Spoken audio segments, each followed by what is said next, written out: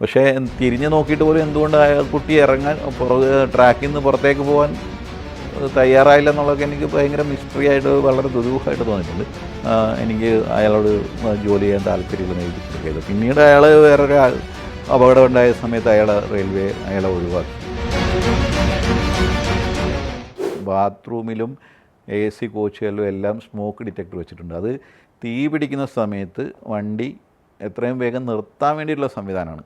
അപ്പോൾ നമ്മൾ ബാത്റൂമിൽ കയറി സിഗരറ്റ് വലിക്കുകയാണെങ്കിൽ ഈ സിഗരറ്റിൻ്റെ പുക മാത്രം മതി വണ്ടി നിൽക്കാൻ. വണ്ടി നമ്മൾ ഓടിക്കൊണ്ടിരിക്കുന്നത് പെട്ടെന്ന് നിൽക്കുക ചെയ്യുക. കുരങ്ങളെന്താ ചെയ്തതെന്ന് വെച്ച് കഴിഞ്ഞാൽ അത് കൊണ്ടുപോയിട്ട് അതിൻ്റെ അടുത്ത് നമ്മൾ ഈ വെള്ളം ഒഴുകി പോകാൻ വേണ്ടിയിട്ട് ഒരു ഡ്രെയിനേജ് കെട്ടിയിട്ടുണ്ടായിരുന്നു. അതിൽ കൊണ്ടുപോയിട്ട് അതിലിട്ട് ഉരുട്ടി. പിന്നെ എന്തൊക്കെയോ പച്ചില എന്തൊക്കെയോ കൊണ്ടൊന്ന് മണപ്പിക്കുക. അത് അവരുടെ ഇതായിട്ടുള്ള എന്തൊക്കെയോ ചികിത്സകൾ ചെയ്ത് കുറച്ച് കഴിഞ്ഞപ്പോൾ ഞാൻ നോക്കുമ്പോൾ തലയൊക്കെ കുടഞ്ഞ് നേരത്തെ കരിഞ്ഞ് ആകെപ്പാടെ ചത്തുപോകും എന്ന് ഞാൻ വിചാരിച്ചിരുന്ന ആ കുഞ്ഞു കുരങ്ങ് എഴുന്നേറ്റ് ഇരിക്കുന്നുണ്ടായിരുന്നു. അതിന് അമ്മയോട് ഒട്ടിച്ചേർന്നിരിക്കുന്ന ഒരു കാഴ്ച. നമ്മുടെ തീവണ്ടികളുടെ വേഗം ഇതിൻ്റെ ഇപ്പോൾ ഓടിക്കൊണ്ടിരിക്കുന്നതിൻ്റെ ഒരു ഇരട്ടിയെങ്കിലും ആക്കണം. മിനിമം ഒരു 300 കിലോമീറ്ററെങ്കിലും ആക്കാൻ പറ്റുന്ന രീതിയിലുള്ള ടെക്നോളജി വരണമെന്ന് എനിക്ക് ആഗ്രഹമുണ്ട്. 139 എന്ന് പറയുന്ന ആ നമ്പറിലേക്ക് വിളിച്ച് നിങ്ങൾക്ക് കംപ്ലയിൻറ്റ് പറയാം. അത് ഇപ്പോൾ ആക്രമണം മാത്രമല്ല, ഏത് രീതിയിലുള്ള കംപ്ലയിൻറ്റും പറയാൻ വേണ്ടിയിട്ട് ഉള്ള ഒരു നമ്പറാണ്. ഞങ്ങൾ ഈ ഒരു ആൾ ഇടിച്ചു കഴിഞ്ഞാൽ ഞങ്ങളെ സംബന്ധിച്ചിടത്തോളം ഞങ്ങൾക്ക് കൃത്യമായ മാർഗ്ഗരേഖകളുണ്ട്. അത് അയാൾ ഇടിച്ചു കഴിഞ്ഞാൽ ഇടിക്കാതിരിക്കാൻ പരമാവധി ശ്രമിക്കണം. മാക്സിമം വണ്ടി നിർത്തി അയാളെ രക്ഷിക്കാൻ ശ്രമിക്കണം. പക്ഷേ വളരെ കുറഞ്ഞ സമയത്തിനുള്ളിലായതുകൊണ്ട് ഇപ്പോൾ പഴയതിനേക്കാളൊക്കെ ഒരുപാട് ഉയർന്ന സ്പീഡിൽ 110 കിലോമീറ്റർ 120 കിലോമീറ്റർ സ്പീഡെന്നൊക്കെ പറഞ്ഞു കഴിഞ്ഞാൽ 100 മീറ്റർ പാസ് ചെയ്യാൻ വേണ്ടിയിട്ട് വെറും 36 സെക്കൻഡ് 30 സെക്കൻഡൊക്കെ ധാരാളമാണ്. അപ്പോൾ അതുകൊണ്ട് അത്രയും നേരത്തിനുള്ളിൽ നമുക്കിത് ഒരു ബ്രേക്ക് അപ്ലൈ ചെയ്യാനോ അല്ലെങ്കിൽ അത് വണ്ടി നിർത്താനോ ഒന്നും പ്രായോഗികമായ കാര്യമില്ല. ഏതായാലും റെയിൽവേ അങ്ങനെ ഇടിക്കുകയാണെങ്കിൽ വണ്ടി നിർത്തണം. ആൾക്ക് ജീവനുണ്ടെങ്കിൽ, അപ്പോൾ ഞാൻ നേരത്തെ പറഞ്ഞല്ലോ അവിടെ ഉണ്ടായ സംഭവത്തെക്കുറിച്ച് പറഞ്ഞല്ലോ, അപ്പോൾ അതേമാതിരി ആൾക്ക് ജീവനുണ്ടെങ്കിൽ എത്രയും വേഗം ആശുപത്രിയിൽ എത്തിക്കണം. അത് സ്റ്റേഷനിൽ വെച്ചിട്ടാണെങ്കിൽ സ്റ്റേഷൻ സ്റ്റാഫോ അല്ലെങ്കിൽ ബാക്കിയുള്ള ആൾക്കാരോട് സഹായം തേടാം. ഇല്ലെങ്കിൽ നമ്മളിപ്പോൾ 108 അതുപോലെയുള്ള സൗകര്യങ്ങളൊക്കെ ഉണ്ട്. ഇപ്പോൾ ആംബുലൻസുകൾ വിളിക്കുകയോ അങ്ങനെയൊക്കെ ചെയ്ത് അവരെ എങ്ങനെ കൈമാറാൻ ശ്രമിക്കണം. ഇപ്പോൾ അതൊന്നും പറ്റാത്ത സ്ഥലത്താണെങ്കിൽ അയാൾ അടുത്തുള്ള ഗേറ്റിലോ ലെവൽ ക്രോസിംഗ് ഗേറ്റിലോ സ്റ്റേഷനിലോ കൊണ്ടുപോയി ഹാൻഡ് ഓവർ ചെയ്യുക. ഹാൻഡ് ഓവർ ചെയ്തിട്ട് അവർ ഹോസ്പിറ്റലിലേക്ക് മാറ്റിക്കോളും. ആംബുലൻസ് വിളിക്കുകയോ ചെയ്തു. അങ്ങനെയാണ് ഒരു ജീവൻ എന്തെങ്കിലും ഉണ്ട്. പക്ഷേ ഈ ഒരു വണ്ടി ഇടിച്ച ഒരാൾ അയാൾക്ക് ജീവനുണ്ടോ ഇല്ലയോ എന്ന് തീരുമാനിക്കാൻ മാത്രമുള്ള സാങ്കേതിക പരിചയമൊന്നും ഞങ്ങൾക്കില്ല. ഞങ്ങളെ സംബന്ധിച്ചോളം ഞങ്ങൾ ലോക്കോ ഓടിക്കാനുള്ള പരിചയം മാത്രമേ ഉള്ളൂ. ഇത് തീരുമാനിക്കേണ്ടത് ഡോക്ടർമാരാണ്. അപ്പോൾ ഡോക്ടർ അവിടെ അവൈലബിൾ ആയിക്കണമെന്നില്ലല്ലോ. അഥവാ മരിച്ചു, ബാക്കി ഈ പറഞ്ഞ മാതിരി നമുക്ക് നേരിട്ട് തന്നെ ഉറപ്പിക്കാവുന്ന അവസ്ഥയിലുള്ള സ്ഥിതി ഉണ്ടാവാറുണ്ട്. അപ്പോൾ അങ്ങനെയുള്ള ആ സമയത്ത് നമ്മൾ ആ മൃതശരീരം കഴിയുന്നതും ഇതിൻ്റെ തെളിവുകളൊന്നും നഷ്ടപ്പെടാത്ത രീതിയിൽ വെക്കണം എന്നാണ് റെയിൽവേയുടെ നിയമം. അതല്ലെങ്കിൽ അടുത്തുള്ള സർപഞ്ചിനെയോ പഞ്ചായത്ത് പ്രസിഡൻറ്റിനെയോ ഏൽപ്പിക്കുക. അവർ അതിന് ആവശ്യമായിട്ടുള്ള നിയമ നടപടികളൊക്കെ ചെയ്തു കൊള്ളുന്നതാണ് നിയമം. ലോക്കോ പൈലറ്റായിട്ട് ശേഷം ഒരുപാട് വെല്ലുവിളികളുണ്ട്. എല്ലാ ദിവസവും ഞങ്ങൾ വെല്ലുവിളികൾക്ക് വേണ്ടിയിട്ടാണ് ഇറങ്ങാറ്. ഓരോ ദിവസവും ആരംഭിക്കുന്നത് ഒരു വെല്ലുവിളി തന്നെയാണ്. പക്ഷേ കൂട്ടത്തിൽ ഏറ്റവും പ്രധാനപ്പെട്ട വെല്ലുവിളിയായിട്ട് എനിക്ക് തോന്നിയിട്ടുള്ളത് ഈ അപകടങ്ങളാണ്. പ്രത്യേകിച്ച് ഞങ്ങളുടെ സെക്ഷനിൽ, ഞങ്ങളുടെ റെയിൽവേയിൽ മഴക്കാലം വളരെ വെല്ലുവിളി കൂടിയ സമയമാണ്. അതായത് ഒരുപാട് മലയിടിച്ചുകളുകൾ, പാറക്കല്ലൊക്കെ ഉരുണ്ടി വന്ന് ട്രാക്കിലേക്ക് വീഴുന്ന സംഭവങ്ങൾ, അങ്ങനെയുള്ള ഒരുപാട് പ്രശ്നങ്ങൾ ഉണ്ടാവാറുണ്ട് മഴക്കാലത്ത്. അപ്പോൾ മഴക്കാലം തന്നെയാണ് ഞങ്ങളുടെ സംബന്ധിച്ചുള്ള ഏറ്റവും വെല്ലുവിളി കൂടിയ സമയം. അപ്പോൾ അതുകൊണ്ട് ഏറ്റവും അലർട്ടായിരിക്കാനും ഞങ്ങൾ ശ്രമിക്കാറുണ്ട് പരമാവധി. മൺസൂൺ തുടങ്ങുന്ന സമയം മുതൽ തന്നെ ഞങ്ങളുടെ റെയിൽവേയിൽ മൺസൂൺ തുടങ്ങുമ്പോഴത്തേക്ക് റെയിൽവേയുടെ സ്പീഡ് കുറയ്ക്കും. ട്രെയിനിൻ്റെ സ്പീഡ് 90 കിലോമീറ്ററാക്കി കുറയ്ക്കും. 120 കിലോമീറ്റർ സ്പീഡാണ് ഞങ്ങളുടെ റെയിൽവേക്ക് അനുവദിച്ചിട്ടുള്ള പരമാവധി സ്പീഡ്. അത് മൺസൂൺ കാലഘട്ടത്തിൽ 90 കിലോമീറ്റർ ആക്കും. അപ്പോൾ അതുകൊണ്ടാണ് കൊങ്കൺ വഴി ഓടുന്ന ട്രെയിനുകളെല്ലാം ഒക്ടോബർ 31 ശേഷം സമയം മാറുന്നത്. അതുപോലെ ജൂൺ 1 മുതൽ അവിടുത്തെ സമയം മാറും. കാരണം ജൂൺ 1 മുതലാണ് മഴക്കാലം തുടങ്ങുക. അപ്പം ജൂൺ 1 മുതൽ അവിടുത്തെ തീവണ്ടികളുടെ സമയം മാറും. അത് നമ്മുടെ ട്രെയിൻ യാത്രക്കാരെല്ലാം ഒന്ന് ശ്രദ്ധിച്ചിരിക്കുന്നത് നല്ലതാണെന്ന് ഞാൻ കരുതുന്നു. കാരണം നവംബർ 1 മുതൽ നമ്മൾ നേരത്തെ പോയിരുന്ന അതേ സമയത്ത് തന്നെ അല്ല ട്രെയിനുകൾ വരിക. അത് കുറച്ചുകൂടെ സ്പീഡ് കൂടുതലായിട്ട് പോകുന്ന കാരണം അതിൻ്റെ സമയത്തിൽ വ്യത്യാസം വരാറുണ്ട്. തീവണ്ടിയായിട്ട് ബന്ധപ്പെട്ട് ധാരാളം അപകടകരമായിട്ടുള്ള പ്രവണതകൾ നമ്മുടെ നാട്ടിലുള്ളവർക്കുണ്ട്. അതായത് തീവണ്ടിയിൽ ഏറ്റവും പ്രധാനപ്പെട്ട കാര്യം, വണ്ടി മൂവ് ചെയ്യുന്ന സമയത്ത് യാതൊരു കാരണവശാലും കയറാനോ ഇറങ്ങാനോ പാടില്ല.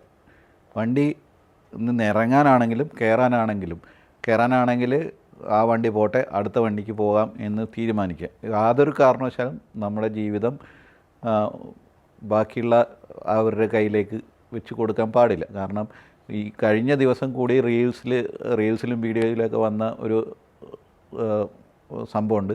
ഒരു പെൺകുട്ടി വണ്ടി പാസ്സായ ശേഷം കുറേ നേരം നോക്കി നിന്ന് എന്തോ സാധനം വാങ്ങിയ ശേഷം ഓടിക്കയറാൻ ശ്രമിച്ചു. വണ്ടിയുടെ ഇടയ്ക്കേട് പോയ ഒരു സംഭവം ഉണ്ടായിരുന്നു. അത് ഒന്നൊന്നുമല്ല, ധാരാളം സംഭവങ്ങൾ എല്ലാ ദിവസവും സംഭവിച്ചുകൊണ്ടിരിക്കുന്നുണ്ട്. പലയിടത്തുനിന്നും ആൾക്കാർ അവരെ രക്ഷിച്ച് കൊണ്ടുപോകുന്നുണ്ട്. ചിലതൊക്കെ അതിൻ്റെ ഉള്ളിൽപ്പെട്ട് ഒന്നുകിൽ അവരുടെ അവയവങ്ങൾ എന്തെങ്കിലും നഷ്ടപ്പെടാറുണ്ട്, അല്ലെങ്കിൽ ജീവൻ തന്നെ നഷ്ടപ്പെടാറുണ്ട്. അപ്പോൾ അതുകൊണ്ട് അവരോട് പറയാനുള്ള ഒരു ഏറ്റവും പ്രധാനപ്പെട്ട കാരണം, മൂവ് ചെയ്യുന്ന ഒരു ട്രെയിനിലേക്ക് കയറാനോ ഇറങ്ങാനോ ഒരു കാരണവശാലും, അത് എത്ര വേഗത കുറവാണെങ്കിലും എത്ര അത്യാവശ്യം ഉണ്ടെങ്കിലും ഒരു കാരണവശാലും ശ്രമിക്കരുത്. രണ്ടാമത്തത്, നമ്മൾ ചായ പോലെയുള്ള സാധനങ്ങൾ വാങ്ങിക്കൊണ്ട് ഒരു കാരണവശാലും വണ്ടിയിൽ കയറാൻ പാടില്ല. കാരണം റെയിൽവേ സ്റ്റേഷനിൽ കിട്ടുന്ന ചായ ഭയങ്കര ചൂടുള്ളതായിരിക്കും.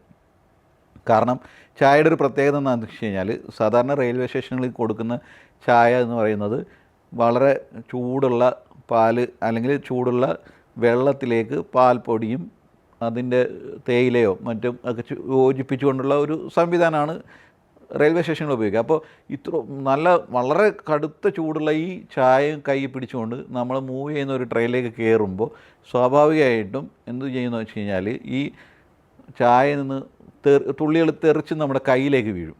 അപ്പോൾ ഇത്രയും പൊള്ളുന്ന ഒരു ചായ നമ്മുടെ കയ്യിലേക്ക് വീണ് കഴിഞ്ഞാൽ നമ്മുടെ ഒരു റിഫ്ലക്സ് ആക്ഷൻ പോലെ നമ്മുടെ രണ്ട് കൈയും വിട്ടുപോകും. അപ്പോൾ അങ്ങനെ വരുമ്പോൾ നമുക്ക് ഇതിൻ്റെ ഉള്ളിലേക്ക് പോകാൻ, തീവണ്ടിയുടെ ഉള്ളിലേക്ക് പോകാനുള്ളൊരു സാധ്യതയുണ്ട്. അത് പരമാവധി ഒഴിവാക്കേണ്ടതുണ്ട്. പിന്നെ റീൽസ് എടുക്കുന്നതും ഈ പറഞ്ഞതുപോലെ വണ്ടി വരുന്ന സമയത്ത് ട്രൈപോഡൊക്കെ വെച്ച് വളരെ എല്ലാ സെറ്റിങ്സോടെ കൂടെയും റീൽസ് എടുക്കുന്നത് പല പ്രാവശ്യം കണ്ടിട്ടുണ്ട്. നമുക്കതിന് ഭയങ്കര ഒരു സങ്കടവും നിരാശയൊക്കെ തോന്നാറുള്ളൊരു കേസാണ്. അവസാന നിമിഷം ചിലരൊക്കെ ഓടി രക്ഷപ്പെടാറുണ്ട്. പക്ഷേ എന്നാൽ പോലും അത് വളരെ അപകടകരമായിട്ടുള്ള കാര്യമാണ്. റീൽസിന് വേണ്ടിയിട്ട് അല്ലെങ്കിൽ മറ്റ് എന്തെങ്കിലും ആവശ്യങ്ങൾക്ക് വേണ്ടിയിട്ട് കഴിയുന്നതും തീവണ്ടി ട്രാക്കിൽ പോവാതിരിക്കുന്നതാണ് സാധാരണ മനുഷ്യർക്ക് ഏറ്റവും സേഫായിട്ടുള്ള കാര്യം. അതുപോലെ തന്നെ മദ്യപിച്ചിട്ടോ അല്ലെങ്കിൽ വേറെ എന്തെങ്കിലും ലഹരി ഉപയോഗിച്ചിട്ടോ ഒരു കാരണവശാലും ട്രാക്കിലേക്ക് പോകരുത്. പോയി കഴിഞ്ഞാൽ നമ്മുടെ ജഡ്ജ്മെൻറ്റ് കറക്റ്റായിട്ട് കിട്ടില്ല. അങ്ങനെ വരുമ്പോൾ നമുക്ക് ഒരു ട്രാക്കിൽ നിന്ന് കൃത്യമായിട്ട് പുറത്തേക്ക് പോകാൻ കഴിഞ്ഞോളണമെന്നില്ല. റീൽസിൻ്റെ കേസിലും അത് തന്നെയാണ് സംഭവിക്കുക. കാരണം നമുക്കെല്ലാം കറക്റ്റായിട്ട് കാൽക്കുലേറ്റ് ചെയ്യുന്ന സമയത്തിനുള്ളിൽ പുറത്തെത്തിക്കാൻ പറ്റിയാൽ മാത്രമേ നമ്മൾ രക്ഷപ്പെടുള്ളൂ. ഞങ്ങളുടെ അവിടെ കുറച്ച് കാലം മുമ്പ് ഇതേപോലെ റീൽസ് എടുക്കാൻ വേണ്ടി ആയിരുന്നോ എന്ന് എനിക്കറിയില്ല, അയാൾ ഈ വാഗണിൻ്റെ മുകളിൽ കയറി കൽക്കരി ലോഡ് ചെയ്തുകൊണ്ട് വന്നു കഴിഞ്ഞാൽ ഗൂഡ്സ് ട്രെയിനുകൾ സ്റ്റേബിൾ ചെയ്തിരുന്നു. ഞങ്ങളുടെ അടുത്തുള്ളൊരു സ്റ്റേഷനിലാണ്, ഞങ്ങളുടെ റെയിൽവേയിലല്ല, പക്ഷേ ഞങ്ങളുടെ അടുത്തുള്ളൊരു റെയിൽവേ സ്റ്റേഷനിൽ അവിടെ ഈ സ്റ്റേബിൾ ചെയ്തിരുന്ന ഗൂഡ്സ് ട്രെയിനിൻ്റെ മുകളിൽ കയറി ഇതേപോലെ റീൽസ് എടുക്കാൻ ശ്രമിച്ചു. പക്ഷേ മുകളിൽ കൂടെ ഇലക്ട്രിക് ലൈൻ പാസ് ചെയ്യുന്നുണ്ട്. ഇലക്ട്രിക് ലൈനിൽ 2500 kV ആണ്, 25 kV ആണുള്ളത്. അപ്പോൾ 25 kV എന്ന് പറഞ്ഞു കഴിഞ്ഞാൽ 2500 വോൾട്ട് ആണുള്ളത്. ഈ 2500 വോൾട്ടിൻ്റെ അടുത്ത് പോയാൽ പോലും നമ്മൾ മൊത്തമായിട്ട് കരിഞ്ഞു പോകുന്നൊരവസ്ഥ ഉണ്ടാവും. അത് ഈ മനുഷ്യൻ അതൊന്നും ശ്രദ്ധിച്ചില്ല. അയാൾ വാഗൻ്റെ മുകളിൽ കയറി അവിടെ എത്തി റീൽസ് എടുക്കേണ്ടി വന്നില്ല. ആൾ മരിച്ചു പോകുന്ന ഷോക്ക് അടിച്ച് താഴെ വീണു. അയാളെ രക്ഷിക്കാനേ പറ്റിയില്ല. അതുപോലെയുള്ള ഒരുപാട് സംഭവങ്ങൾ ഉണ്ടാകുന്നുണ്ട്. അപ്പോൾ അതുകൊണ്ട് ഒരു കാരണവശാലും റീൽസ് എടുക്കാനോ സെൽഫി എടുക്കാനോ ഒന്നും വേണ്ടിയിട്ട് തീവണ്ടി ഉപയോഗിക്കരുത്. തീവണ്ടി നിർത്തിയിട്ട് ഇരിക്കുന്ന തീവണ്ടിയുടെ മുന്നിൽ നിങ്ങൾ എത്ര സെൽഫി എടുത്താലും ഞങ്ങൾക്ക് അതിന് സന്തോഷമേ ഉള്ളൂ. പക്ഷേ ഓടിക്കൊണ്ടിരിക്കുന്ന ഒരു തീവണ്ടിയുടെ മുന്നിൽ വെച്ച് ദയവ് ചെയ്ത് അത്തരം പ്രവർത്തികളൊന്നും ചെയ്യരുതെന്നൊരു അപേക്ഷയുണ്ട്. അത് എനിക്ക് ഇപ്പോൾ നിങ്ങൾ ഇത് കാണുന്നവരോട് അത് പറയാൻ വേണ്ടി കൂടിയാണ് ഞാൻ ഈ ഇൻ്റർവ്യൂവിന് വേണ്ടി വന്നത്.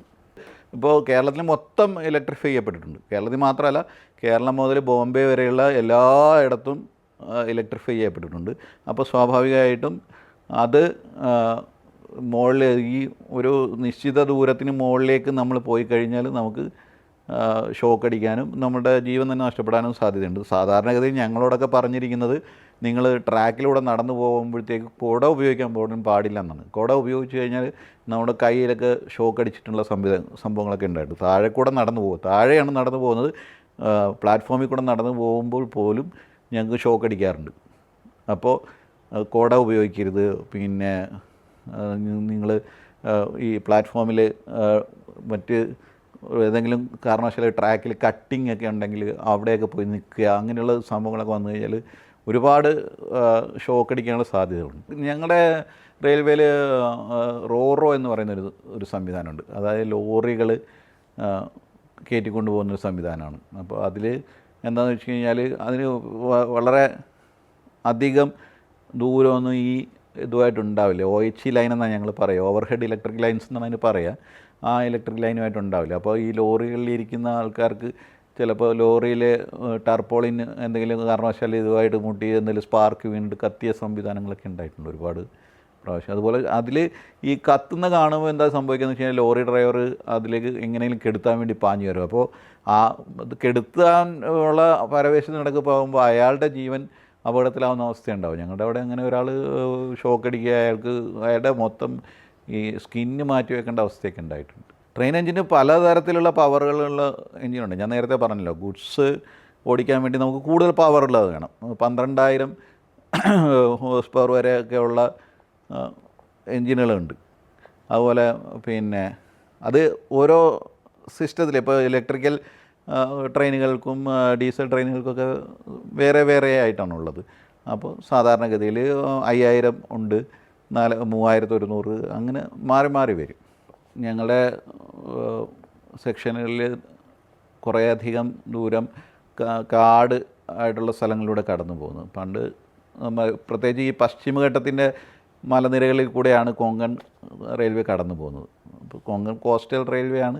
അതുകൂടാതെ ഈ മലനിരകൾ ഈ സഹ്യാദ്രിയുടെ ഏറ്റവും ഭംഗിയുള്ള പ്രദേശങ്ങൾ കൂടിയാണ്. അപ്പോൾ അവിടെ ധാരാളം മൃഗങ്ങൾ ഉണ്ടാകാറുണ്ട്. മൃഗങ്ങളെന്ന് പറഞ്ഞു കഴിഞ്ഞാൽ ഒരുവിധപ്പെട്ട എല്ലാ വന്യജീവികളും നമുക്ക് കാണാൻ പറ്റിയിട്ടുണ്ട്. നമ്മൾ ട്രെയിനിലിരിക്കുമ്പോൾ കാണാൻ പറ്റുന്നില്ലെങ്കിലും എഞ്ചിനിലിരിക്കുന്നവർക്ക് കിട്ടുന്ന ഏറ്റവും വലിയൊരു സൗഭാഗ്യവും ഒരു സന്തോഷവും അത് തന്നെയാണ്. കാരണം ഈ ഒരുവിധപ്പെട്ട എല്ലാ ജീവികളെയും വലിയ സാധാരണ അല്ലാതെ പുലി, കടുവ അങ്ങനെയുള്ള ജീവികളല്ല, എന്നാൽ പോലും ആന, മാൻ, കാട്ടുപോത്ത്, മയിലുകൾ, കുരങ്ങുകൾ, മറ്റ് ഈ വെരിക്, മറ്റ് ജീവികളെ ധാരാളം, അങ്ങനെ വന്യമൃഗങ്ങൾ ധാരാളം ഉണ്ടാകും. കുറുക്കൻ അത് കാണാറുണ്ട്. അപ്പോൾ ആ കൂട്ടത്തിൽ ഒരു ആദ്യ ഫസ്റ്റ് തുടക്കത്തിൽ ഉണ്ടായിരുന്ന സംഭവമാണ് ഒരു മയിൽ ഇങ്ങനെ മഴ പെയ്തുകൊണ്ടിരിക്കുന്ന സമയത്ത് അത് ഇങ്ങനെ ഡാൻസ് ചെയ്യലോ.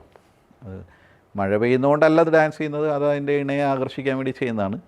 അപ്പോൾ ഏതായാലും മഴ സമയത്താണ് അത് കൂടുതൽ അത്തരം ഇത് കാഴ്ചവെക്കാറ്. അപ്പോൾ അങ്ങനെ ഡാൻസ് ചെയ്തുകൊണ്ടിരിക്കുന്ന ഒരു മയിലിൻ്റെ ഒരു ദൃശ്യം എൻ്റെ മനസ്സിലുണ്ട്. അത് നല്ല ഭംഗിയുള്ള ഒരു മയിലായിരുന്നു. പക്ഷേ അതിനെ ഇടിച്ചു, വണ്ടി ഇടിച്ചു, അതിൻ്റെ ഉള്ളിൽ അത് കുടുങ്ങിപ്പോവുകയൊക്കെ ചെയ്തു. പക്ഷേ എങ്കിൽ പോലും അത് ആ സമയത്ത് അതിങ്ങനെ നൃത്തം വെച്ചുകൊണ്ടിരിക്കുന്നത് ഒന്നും നമുക്ക് മറക്കാൻ പറ്റാത്തൊരു കാഴ്ചയാണ്. കുരങ്ങൻ്റെ കഥ പറയാം. കുരങ്ങൻ്റെത് അത് ഞങ്ങളുടെ അവിടെ ഈ ഇലക്ട്രിക്കൽ ട്രെയിൻ തുടങ്ങിയ സമയത്താണ്, അതിൻ്റെ ട്രയൽ റൺ നടന്നുകൊണ്ടിരിക്കുന്ന സമയത്തായിരുന്നു. അപ്പോൾ ഞങ്ങളുടെ അവിടെ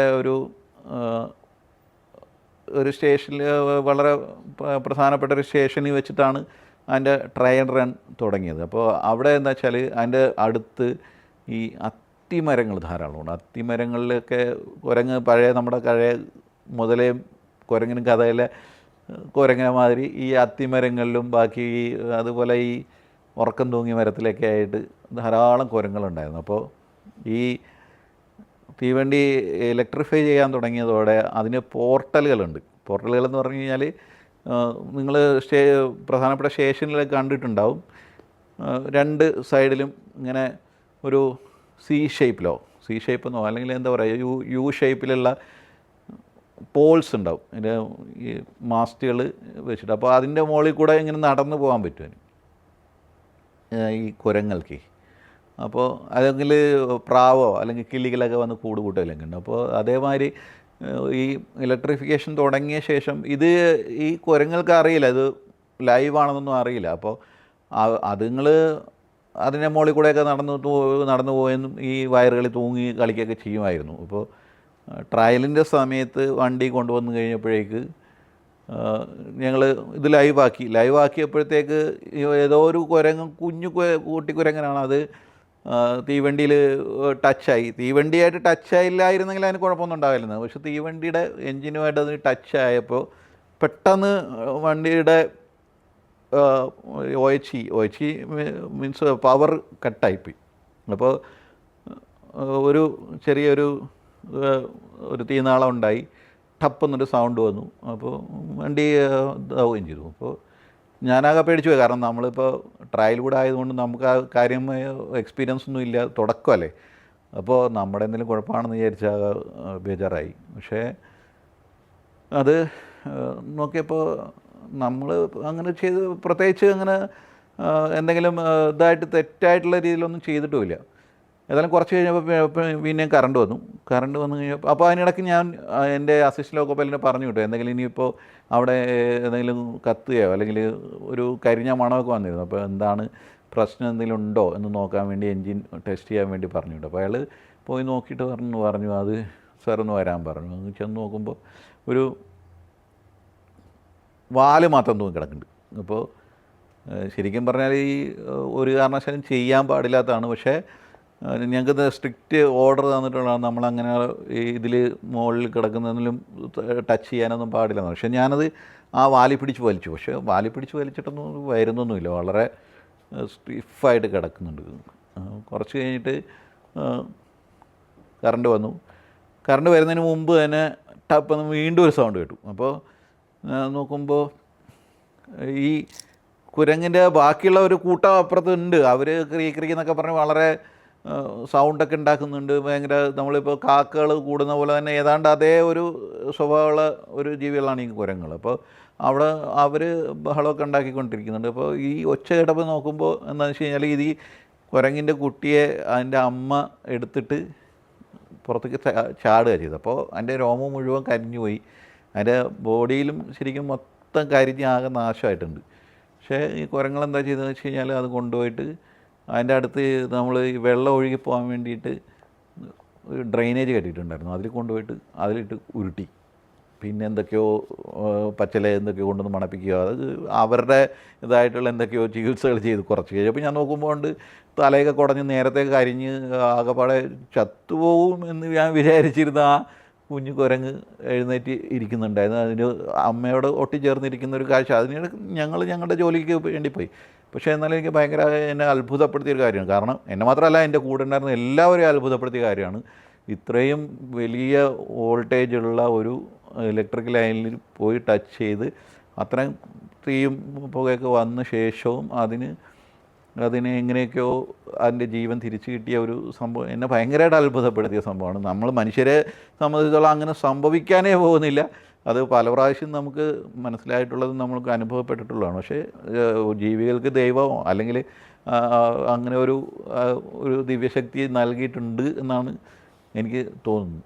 ഇന്ത്യൻ റെയിൽവേയെ സംബന്ധിച്ചുള്ള പ്രത്യേകിച്ച് നമ്മുടെ കേരളത്തിൽ എൻ്റെ ഒരാഗ്രഹം എന്ന് പറയുന്നത് നമ്മുടെ സ്പീഡ് കൂട്ടാൻ പറ്റണം എന്നുള്ളത്. നമ്മൾ ഇപ്പോൾ നിലവിലുള്ള ഈ 160 എന്ന് പറയുന്നത് വളരെ കുറഞ്ഞ സ്ഥലങ്ങൾ മാത്രമേ ഉള്ളൂ. ഇന്ത്യൻ റെയിൽവേ എന്ന് പറയുന്നത് നമ്മൾ എല്ലാവരും കണ്ടിട്ടുള്ളതിനേക്കാൾ എത്രയോ വിശാലമായ ഒരു ലോകമാണ്. ശരിക്കും ഒരു ഇന്ത്യൻ റെയിൽവേ എന്ന് പറയുന്നത് മാത്രം ഒരു രാജ്യമായിട്ട് പോലും നമുക്ക് പരിഗണിക്കാൻ കഴിയും. അത്രയധികം വിശാലമായിട്ടുള്ള ഒരു പ്രസ്ഥാനമാണ് ഇന്ത്യൻ റെയിൽവേ. അപ്പോൾ ഇന്ത്യൻ റെയിൽവേയിൽ എൻ്റെ അഭിപ്രായത്തിൽ ഏറ്റവും കൂടുതൽ അടിയന്തരമായിട്ട് മാറ്റം വരുത്തേണ്ടത് നമ്മുടെ തീവണ്ടികളുടെ വേഗം ഇതിൻ്റെ ഇപ്പോൾ ഓടിക്കൊണ്ടിരിക്കുന്നതിൻ്റെ ഒരു ഇരട്ടിയെങ്കിലും ആക്കണം. മിനിമം ഒരു 300 കിലോമീറ്ററെങ്കിലും ആക്കാൻ പറ്റുന്ന രീതിയിലുള്ള ടെക്നോളജി വരണമെന്ന് എനിക്ക് ആഗ്രഹമുണ്ട്. കാരണം അങ്ങനെയാണെങ്കിൽ നമ്മുടെ ആൾക്കാർക്ക് എത്രയും വേഗം നാട്ടിലെത്തിച്ചേരാനോ, നാട്ടിലാണെങ്കിൽ എന്തെങ്കിലും ആവശ്യങ്ങൾക്ക് വേണ്ടി അവർക്ക് എത്തിച്ചേരാൻ പറ്റുമെന്നുള്ളതാണ്. അത് എൻ്റെ വ്യക്തിപരമായ ഒരു ആഗ്രഹം കൂടിയാണ്. അയാൾ ഒരു അല്പം പ്രായമായ ഒരു ഡ്രൈവറായിരുന്നു. അയാൾ ജോലി കഴിഞ്ഞ ശേഷം കൊങ്കൺ റെയിൽവേ പുതിയതായിട്ട് ഉണ്ടാക്കിയതായതുകൊണ്ട് റിക്രൂട്ട് ചെയ്യപ്പെട്ട ഒരു റീഎംപ്ലോയ്ഡ് ആയിട്ടുള്ള ഒരു ലോക്കോ പൈലറ്റായിരുന്നു. ആ മനുഷ്യൻ അതിൻ്റെ കൂടാതെ ഒരു രാത്രി വണ്ടിയായിരുന്നു. രാത്രി വണ്ടി എന്ന് പറഞ്ഞാൽ യാത്ര തുടങ്ങുന്നത് ഒരു 2 മണി ആ സമയത്താണ്. നേരം വെളുക്കാറായപ്പോഴത്തേക്ക് ഞങ്ങളുടെ അടുത്തുള്ള ഒരു സ്റ്റേഷനിൽ വെച്ചിട്ട് ഒരു ചെറിയ കുട്ടി പാലും കൊണ്ട് പോകുന്നതായിരുന്നു. അപ്പോൾ ഞാൻ കയറിയിട്ട് ഒരു 2-3 ആഴ്ചകളെ ആയിട്ടുണ്ടായിരുന്നുള്ളൂ. ഈ കുട്ടി മരിച്ചു എന്നുള്ളതാണ് ഞാൻ വിചാരിക്കുന്നത്. വണ്ടി ഏതായാലും ഇടിച്ചു. ആ കുട്ടി അവസാനം ഒന്ന് തിരിഞ്ഞ് നോക്കിയിരുന്നു. അയാൾ ഇറങ്ങാനുള്ള സമയം കിട്ടിയിട്ടില്ല എന്ന് എനിക്ക് തോന്നുന്നത്. പക്ഷേ തിരിഞ്ഞ് നോക്കിയിട്ട് പോലും എന്തുകൊണ്ട് ആ കുട്ടി ട്രാക്കിൽ നിന്ന് പുറത്തേക്ക് പോകാൻ തയ്യാറായില്ല എന്നുള്ളതൊക്കെ എനിക്ക് ഭയങ്കര മിസ്റ്ററി ആയിട്ട്, വളരെ ദുരൂഹമായിട്ട് തോന്നിയിട്ടുണ്ട്. എന്തോ ആവട്ടെ. അപ്പോൾ അന്ന് ഞാൻ ഈ ലോക്കോ പൈലറ്റിനോട് ഇങ്ങനെ അയാളോട് എനിക്ക് ഭയങ്കരമായിട്ടുള്ള ദേഷ്യം തോന്നി. അയാൾക്കത് നിർത്താമായിരുന്നല്ലോ, അയാൾ എന്തുകൊണ്ട് എമർജൻസി ബ്രേക്ക് അപ്ലൈ ചെയ്തില്ല എന്നൊക്കെ എന്നോട് തന്നെ ചോദിക്കുകയുണ്ടായി. പക്ഷേ പിന്നീട് ഞാൻ ലോക്കോ പൈലറ്റ് ആയപ്പോൾ എനിക്കത് മനസ്സിലായി. അങ്ങനെ നിർത്തിയാലും ആ കുട്ടിയെ അയാൾക്ക് രക്ഷിക്കാൻ കഴിയുമായിരുന്നില്ല. കാരണം നമ്മളെ സംബന്ധിച്ചുള്ള ഈ ട്രാക്കിൽ വന്നിട്ട് ഹീറോയിസം കാണിക്കുന്ന ആൾക്കാർ ഒരു പരിധിവരെയെങ്കിലും ഇത്തരം ആത്മഹത്യകൾക്കല്ല, അപകട മരണങ്ങൾക്ക് കാരണമാവുന്നുണ്ട്. കാരണം നമ്മൾ എല്ലാവരും അതുപോലെ തന്നെ അവസാന നിമിഷം മാറും എന്നാണ് പ്രതീക്ഷിക്കുന്നത്.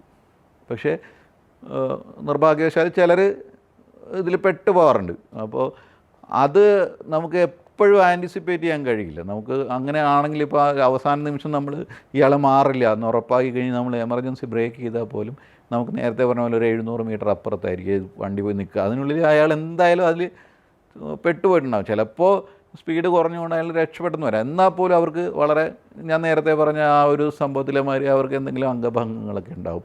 അപ്പോൾ അങ്ങനെ ആയതുകൊണ്ട്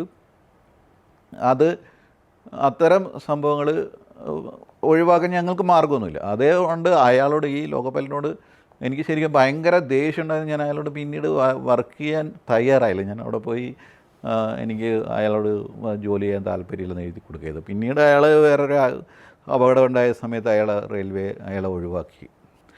ഞാൻ നേരത്തെ പറഞ്ഞതാണ്. സോഷ്യൽ മീഡിയ ആണെന്ന് ശരിക്കും പറഞ്ഞാൽ ഞാനൊരു എഴുത്തുകാരൻ എന്ന് പറയാൻ മാത്രം വളർന്നൊന്നും എനിക്കറിയില്ല. ഏതായാലും എന്നെ എഴുത്തുകാരനാക്കിയത് ഇത്തരം ട്രോമകളൊക്കെ എന്നെ ഭയങ്കരമായി ബാധിക്കുന്നുണ്ടായിരുന്നു. എന്നെ മാത്രമല്ല, എല്ലാവരെയും ബാധിക്കുന്നതാണ്.